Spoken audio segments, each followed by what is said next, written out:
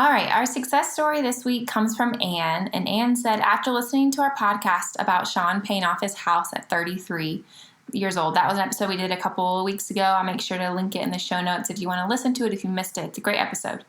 But she was inspired to share with her son. He's 31 years old, married, and just re-signed with the Navy.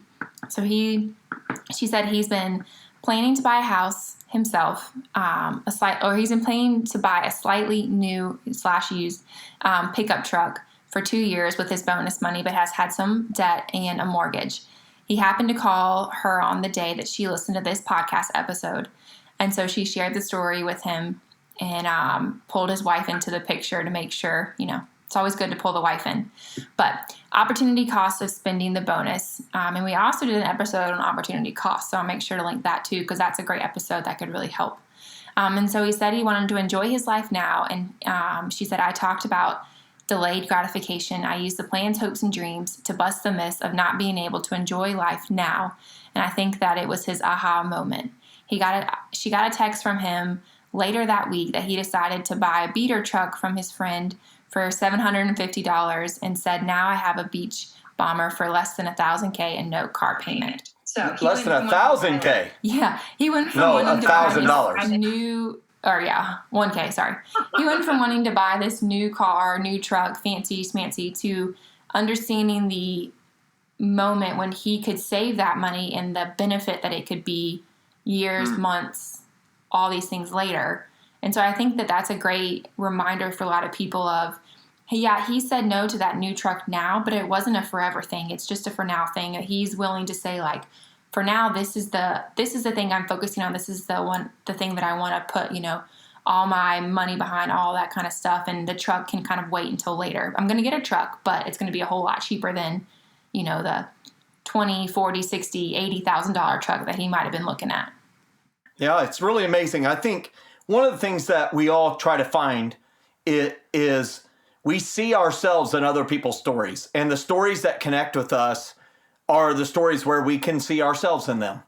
I think we see our own weakness, our own goodness, our own financial challenges, whatever it might be, and that's where we have a lot of learning.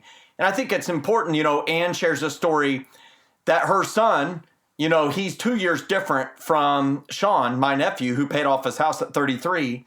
And her son is just re-signing the Navy. He's getting a bonus, and everybody loves a bonus, and everybody wants to reward themselves with the bonus. But all of a sudden, when he heard this story of another person, a peer, somebody the same age, not somebody like old mom and dad, all of a sudden he could see, hey, I could make this decision to buy this unbelievably awesome new truck. And trust me, I like trucks as much as the next person. But he chose, because he had a moment of inspiration, he chose to make a different decision. And I think that's really important, because that's why listening to podcasts like this, and I want to encourage our listeners who listen on a regular basis, that's why this stuff is important. It's not that every time you listen, you're going to have an aha moment. It's not that every single time you're going to learn something new. A lot of what you're going to hear is reminders. And really, that's what allows us to stay on track for our own financial goals.